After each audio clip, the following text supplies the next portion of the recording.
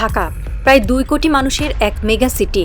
দূর থেকে দেখলে মনে হয় আকাশচুম্বী ভবন আর নিয়ন আলোর এক জাদুকরী শহর, কিন্তু এই শহরের রাস্তার দিকে তাকালে সেই জাদুর বিভ্রম এক নিমিষেই কেটে যায়।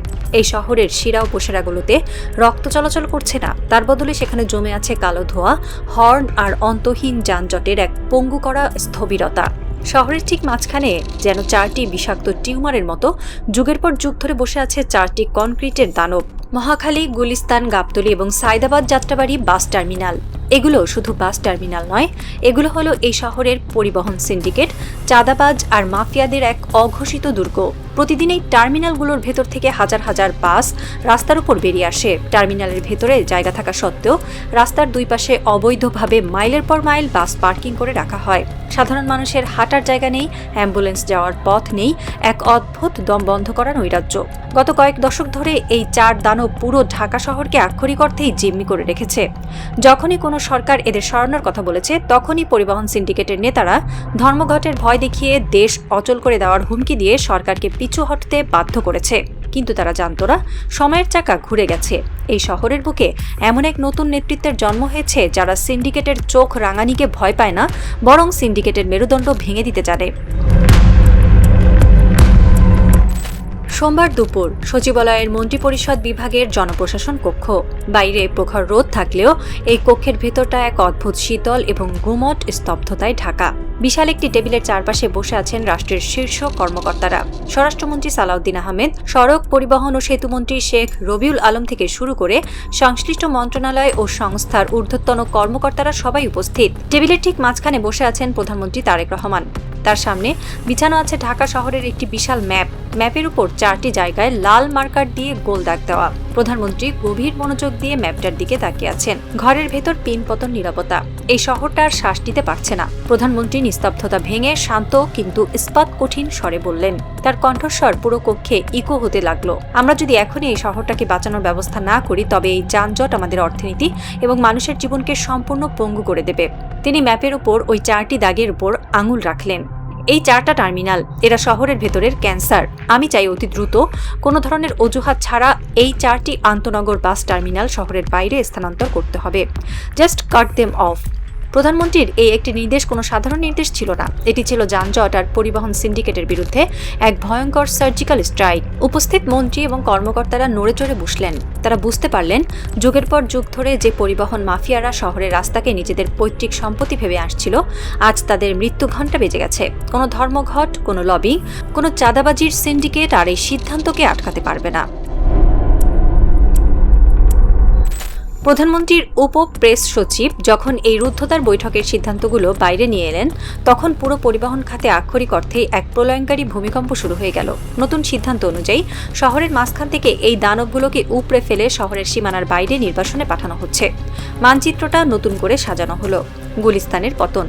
ফুলবাড়িয়া গুলিস্তান বাস টার্মিনাল, যা ছিল দক্ষিণবঙ্গের বাসগুলোর এবং গুলিস্তানের ভয়ঙ্কর যানজটের মূল কারণ, তাকে পুরোপুরি উপড়ে ফেলে স্থানান্তর করা হচ্ছে বুড়িগঙ্গার উপরে কেরানীগঞ্জে। গুলিস্তানের বুক থেকে এই জগদ্দল পাথরটি সরে গেলে পুরো মতিঝিল এবং গুলিস্তান এলাকার চেহারাটাই বদলে যাবে। মহাখালীর মহা উচ্ছেদ। মহাখালী বাস টার্মিনাল, যার কারণে প্রতিদিন বনানী, গুলশান থেকে শুরু করে তেজগাঁও পর্যন্ত এক অবিরাম যানজট লেগেই থাকে, তাকে প্রথম ধাপে অস্থায়ীভাবে নিয়ে যাওয়া হবে পূর্বাচলে, আর পরবর্তীতে এর স্থায়ী ঠিকানা হবে টঙ্গীর কাছাকাছি কোনো এক জায়গায়, অর্থাৎ উত্তরের বাসগুলো আর শহরের ভেতরে ঢুকতেই পারবে না। গাবতলীর বিদায়। উত্তরের আরেক প্রবেশদ্বার গাবতলী আন্তনগর বাস টার্মিনালকে সরিয়ে নিয়ে যাওয়া হচ্ছে হেমায়েতপুরে। গাবতলী ব্রিজের আগের ওই মরণ ফাঁদ আর রাস্তার উপর পার্কিংয়ের দিন শেষ। সায়দাবাদ যাত্রাবাড়ির নির্বাসন। সায়দাবাদ এবং যাত্রাবাড়ির যে টার্মিনালগুলো প্রতিদিন চট্টগ্রাম এবং সিলেট রোডের বাসগুলোর কারণে এক অবরুদ্ধ নরকে পরিণত হতো, তাদের নতুন ঠিকানা হচ্ছে কাঁচপুর। এই নির্বাসনের মানচিত্রটি শুধু ট্রাফিক নিয়ন্ত্রণের কোনো সাধারণ ছক নয়, এটি হলো একটি শহরের ধমনীতে রক্ত চলাচল স্বাভাবিক করার এক মাস্টার প্ল্যান। বৈঠকে শুধু টার্মিনাল সরানোর কথাই হয়নি, আলোচনা হয়েছে প্রযুক্তি এবং শৃঙ্খলার এক নতুন যুগের। সম্প্রতি ঢাকা শহরের ট্রাফিক সিগন্যালিং সিস্টেমে আর্টিফিশিয়াল ইন্টেলিজেন্স বা এআই ক্যামেরা স্থাপন করা হয়েছে। প্রধানমন্ত্রী এই এআই ক্যামেরার সুফল প্রাপ্তিতে অত্যন্ত সন্তোষ প্রকাশ করেছেন। এই ক্যামেরাগুলোর কাজ শুধু সিগন্যাল দেওয়া নয়, এগুলো হলো শহরের প্রতিটি মোড়ে দাঁড়িয়ে থাকা এক একটি নীরব স্নাইপার। কে সিগন্যাল অমান্য করলো, কোনো বাস অবৈধভাবে রাস্তায় পার্কিং হলো, সবকিছু নিখুঁতভাবে স্ক্যান করে সোজা কন্ট্রোল রুমে পাঠিয়ে দিচ্ছে এই ক্যামেরাগুলো। বৈঠক শেষে সাংবাদিকদের সাথে কথা বলতে এলেন ঢাকা উত্তর সিটি কর্পোরেশনের প্রশাসক শফিকুল ইসলাম খান মিল্টন এবং দক্ষিণ সিটি কর্পোরেশনের প্রশাসক আব্দুস সালাম। তাদের চোখে মুখে এক নতুন দায়িত্বের ছাপ। সায়দাবাদ বাস স্ট্যান্ড কাঁচপুরে নিয়ে আমরা একটা আন্তজেলা টার্মিনাল করতে যাচ্ছি। প্রধানমন্ত্রী নির্দেশ দিয়েছেন যত দ্রুত সম্ভব সেটা করে শহরের ওপর থেকে লোডটা কমাতে। অত্যন্ত দৃঢ়তার সাথে বললেন দক্ষিণের প্রশাসক। উত্তরের প্রশাসক স্পষ্ট জানিয়ে দিলেন মহাখালী আন্তজেলা বাস সার্ভিসগুলো যেখানে রাস্তার ওপরে থাকে তা পুরোপুরি সরাতে অন্যত্র একটা ব্যবস্থা করার জন্য কড়া নির্দেশ দেওয়া হয়েছে। প্রশাসকদের এই কথাগুলো পরিবহন মালিকদের জন্য একটি প্রচ্ছন্ন হুঁশিয়ারি।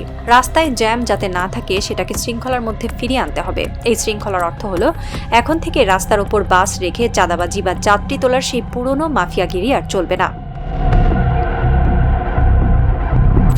ঢাকা শহরের পরিবহন খাত সবসময় একটি বিশাল মনস্তাত্ত্বিক যুদ্ধের জায়গা।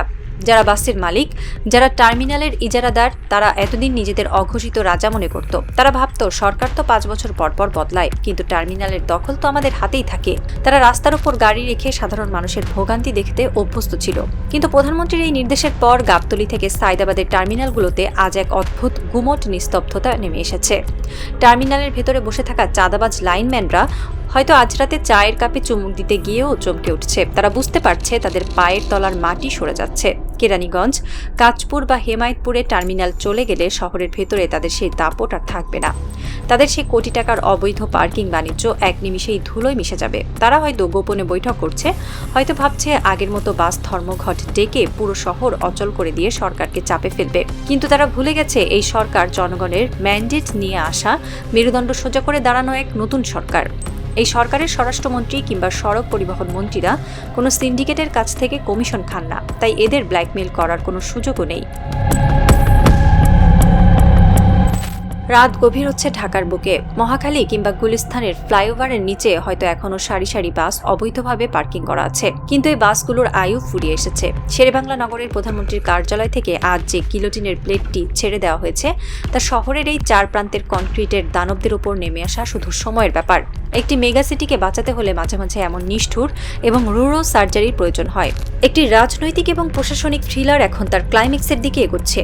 একদিকে যুগের পর যুগ ধরে শেকড় গেড়ে বসা পরিবহন মাফিয়া, আর অন্যদিকে একটি আধুনিক শৃঙ্খলামুক্ত ঢাকা গড়ার অদম্য রাষ্ট্রীয় স্পৃহা। টিক টিক টিক ঘড়ির কাঁটা এগোচ্ছে। এআই ক্যামেরাগুলোর লাল বাতি অন্ধকারে জ্বলজ্বল করছে। শহরের মানুষ হয়তো এখনো জানে না তাদের প্রতিদিনের নরক যন্ত্রণা অবসানের জন্য আজ দুপুরে কি এক যুগান্তকারী সিদ্ধান্ত নেওয়া হয়েছে। কাল সকালে যখন বাস মালিকরা তাদের টার্মিনাল সরানোর চূড়ান্ত নোটিশটি হাতে পাবে, তখন হয়তো শুরু হবে শেষ লড়াই। কিন্তু দাবার বোর্ডে প্রধানমন্ত্রী তারেক রহমান যে মাস্টার স্ট্রোকটি দিয়েছেন তা থেকে ফেরার কোনো পথ ওই সিন্ডিকেটের নেই। সাসপেন্স এখন শুধু একটাই, কবে হেমায়েতপুর, কাঁচপুর বা পূর্বাচলের নতুন টার্মিনালগুলো পুরোপুরি প্রস্তুত হবে, আর কবে এই অবরুদ্ধ শহরটি তার বুক ভরে এক টুকরো তাজা বাতাস নিতে পারবে। পরিবহন মাফিয়াদের জন্য এই রাতটি হয়তো তাদের রাজত্বের শেষ রাত, কারণ কালকের সূর্যটা উঠবে এক নতুন শৃঙ্খলার চাদরে মোড়ানো আধুনিক ঢাকার স্বপ্ন নিয়ে। খেলা তো কেবল শুরু, আর এই খেলায় যানজট আর নৈরাজ্যের পক্ষে বাজি ধরার মতো বোকা হয়তো এই শহরে আজ আর কেউ নেই।